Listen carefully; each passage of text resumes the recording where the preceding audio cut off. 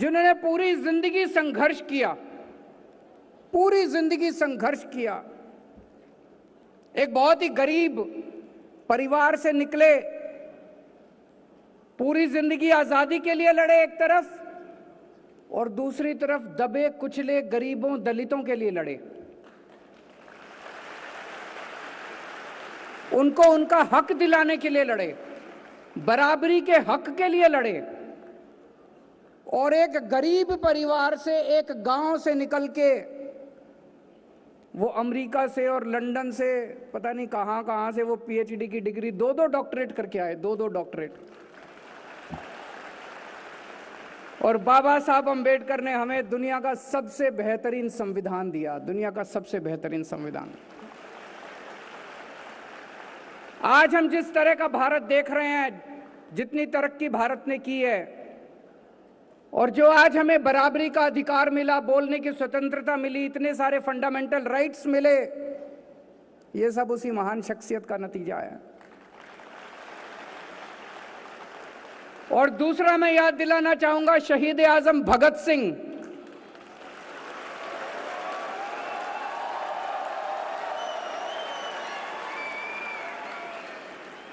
उनकी शहादत को याद कीजिए। 23 साल का लड़का, 23 साल की उम्र में कोई इंजीनियरिंग कर रहा होता है, कोई अपने लिए गर्लफ्रेंड ढूंढ रहा होता है, कोई पिक्चर देख रहा होता है। 23 साल की उम्र के अंदर वो आदमी देश के लिए शहीद हो गया, फांसी चढ़ गया।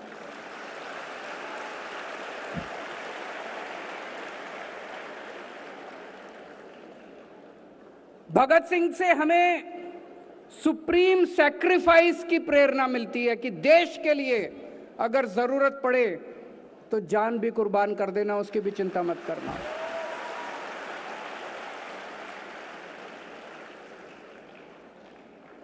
पूरी दिल्ली में हम लोगों ने 500 जगह तिरंगे लगाए हैं, बड़े बड़े ऊंचे ऊंचे तिरंगे। देखे आप लोगों ने? Delhi has become the city of tricolours. Delhi तिरंगों का शहर बन गया है। पूरे देश में सबसे ज्यादा ऊंचे तिरंगे दिल्ली के अंदर हैं। पूरे देश में सबसे ज्यादा तिरंगे।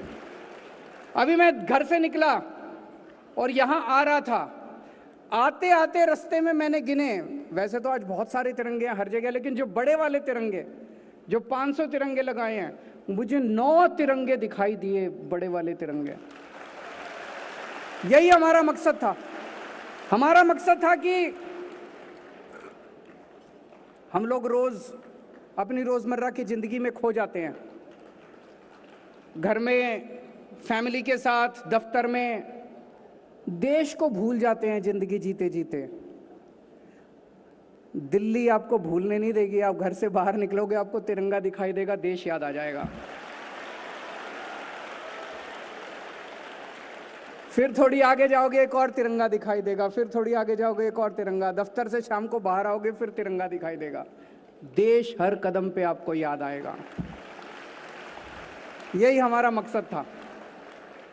आज पूरी दिल्ली के अंदर 25 लाख बच्चों को तिरंगे बांटे गए हैं। 25 लाख बच्चों को। और आज शाम को भी 5 बजे ये 25 लाख बच्चे और हम सब लोग, दिल्ली में 100 जगह अभी कार्यक्रम चल रहे हैं, हम सब लोग 5 बजे अपने हाथ में तिरंगा लेके एक साथ राष्ट्रगान गाएंगे। पूरी हवा, पूरी फिजा देशभक्ति से भरी हुई होगी। आज आपने देखा होगा अखबारों के अंदर भी, हर अखबार के अंदर एक पेज दोनों तरफ तिरंगे का आया है। देखा आप लोगों ने? तो जिसको तिरंगा नहीं भी मिला, वो उस पेपर को काट के अपने हाथ में 5 बजे ऐसे उठा के राष्ट्रगान गा सकता है। सब लोगों को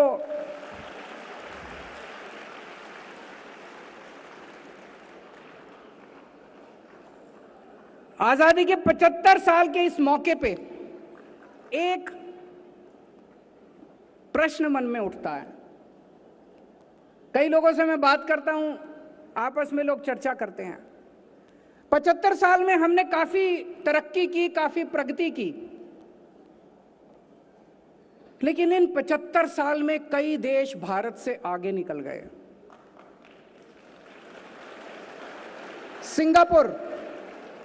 सिंगापुर हमारे से 15 साल बाद आजाद हुआ, हमसे 15 साल बाद आजाद हुआ, आज हमसे आगे निकल गया। जापान, द्वितीय विश्व युद्ध के अंदर, सेकेंड वर्ल्ड वॉर में जापान पूरी तरह से ध्वस्त हो गया था, बर्बाद हो गया था जापान। हिरोशिमा नागासाकी के ऊपर न्यूक्लियर बॉम्ब डाला गया था, तहस नहस हो गया था, आज हमसे आगे निकल गया। इसमें ताली बजाने की बात नहीं। जर्मनी सेकेंड वर्ल्ड वॉर में बिल्कुल तहस नहस हो गया था। जर्मनी हिटलर के बाद पूरी तरह से तहस नहस हो गया था, वो भी हमसे आगे निकल गया। क्यों? हम पीछे क्यों रह गए? भारत पीछे क्यों रह गया? हमारे में कोई कमी थोड़ी है, हम किसी से कम थोड़ी हैं। भारत के लोग दुनिया में सबसे इंटेलिजेंट लोग हैं।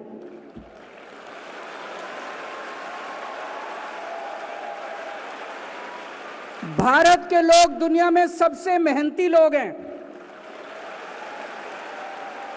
भारत के लोग दुनिया में बेस्ट लोग हैं। फिर हम पीछे क्यों रह गए? भगवान ने हमें सब कुछ दिया है। मैं हमेशा कहता हूं, जब भगवान ने पृथ्वी बनाई तो सबसे खूबसूरत जगह भारत को बनाया। भारत में नदियां हैं, पहाड़ हैं, जड़ी बूटियां हैं, फसलें हैं। क्या नहीं दिया भगवान ने? कोई कमी नहीं छोड़ी भगवान ने। भगवान ने जब इंसान बनाया तो सबसे इंटेलिजेंट लोग उसने भारत में पैदा किए। फिर हम पीछे क्यों रह गए? कुछ लोग पूछते हैं, can India lead the world? Why not? हमारे पास दुनिया के बेस्ट इंजीनियर हैं, बेस्ट डॉक्टर हैं, बेस्ट एडवोकेट हैं, बेस्ट साइंटिस्ट हैं। आज दुनिया को वर्ल्ड का लीडर होना चाहिए। तो दोस्तों आइए आज सब लोग मिलके 130 करोड़ भारत के लोग मिलके प्रण लें कि हम सब लोग मिलके आने वाले समय में भारत को दुनिया का नंबर 1 देश बनाएंगे। हम सब लोग मिलके प्रण लें कि आने वाले समय में हम भारत को दुनिया का सर्वश्रेष्ठ राष्ट्र बनाएंगे। हम सब लोगों को मेहनत करनी पड़ेगी। आज से 75 साल पहले जब हम सारे जन इकट्ठे हो गए, सब जब सारा भारत हो गया, इकट्ठा हो गया, हमने अंग्रेजों को बाहर फेंक दिया उठा के देश के। आज अगर एक बार फिर हम सारे इकट्ठे हो जाएं तो भारत को दुनिया का नंबर 1 देश बनाने से कोई नहीं रोक सकता। आज मैं आप लोगों से, जितने लोग इस हॉल में बैठे हैं, जितने लोग मुझे अभी टीवी पे देख रहे हैं, दिल्ली वाले, दिल्ली के बाहर वाले, एक बहुत छोटी सी चीज मांगता हूं। बहुत छोटी सी चीज, जो 75 साल मना रहे हैं, एक छोटा सा प्रण कर सकते हैं हम लोग। हम लोग जब सड़क पे जा रहे होते हैं, चिप्स खा रहे हैं, उठा के पैकेट सड़क पे फेंक देते हैं। पानी पी रहे होते हैं, उठा के बोतल सड़क पे फेंक देते हैं। गाड़ी में जा रहे होते हैं, चिप्स खाई, खिड़की खोली, उठा के बाहर फेंक दिया।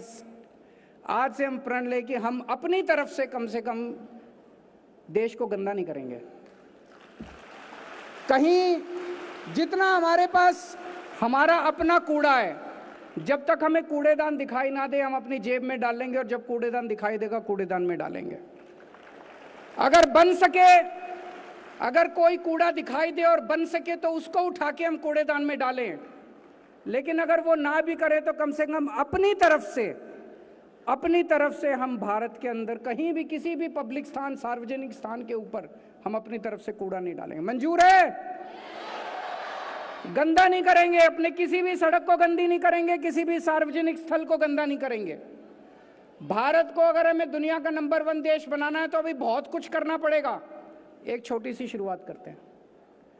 तो एक बार फिर से आप सब लोगों को आज़ादी के 75 साल बहुत बहुत मुबारक हो, बहुत बहुत शुभकामनाएं। और मेरा दिल कहता है कि भविष्य भारत का है। आने वाले समय में भारत को दुनिया का नंबर 1 देश बनाने से कोई नहीं रोक सकता। बहुत बहुत शुक्रिया।